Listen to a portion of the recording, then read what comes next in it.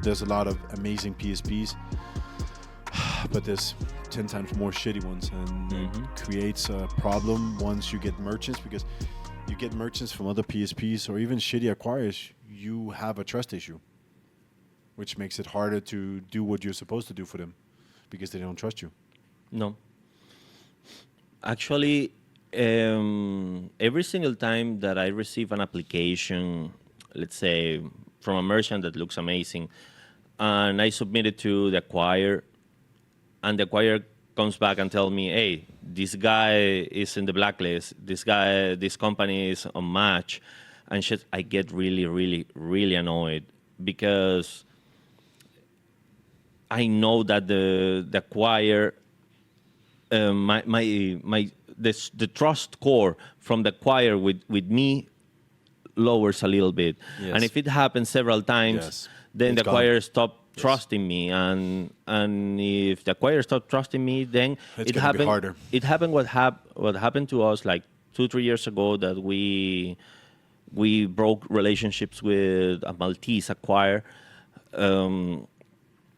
Because something similar. I remember that we were submitting deals. Right, left, and center. But But I would say we over tried a our year, best to work within the frame that they gave us. The framework they gave us was what we were trying to submit, and everything got declined. And sadly, when it finally got something approved, they didn't start. And ultimately, we don't control people's business, and we're trying our best to do everything because we have no intention. That's why we don't work with Curacao, and we don't work with anything that feels shady. So we're trying to really keep that healthy relationships, but it's hard sometimes because you can have these conversations and all these chats and whatever with the customers, and ultimately we don't know them. And we cannot in any way guarantee anything because we don't have the same tools because we're not licensed. So we don't get access to Visa and MasterCard, so we can't see all the red flags that might be there. So we see them when the acquirer sees it and comes back, and it becomes our issue, like we didn't do our homework, but it's impossible. What are we supposed to do? Yeah.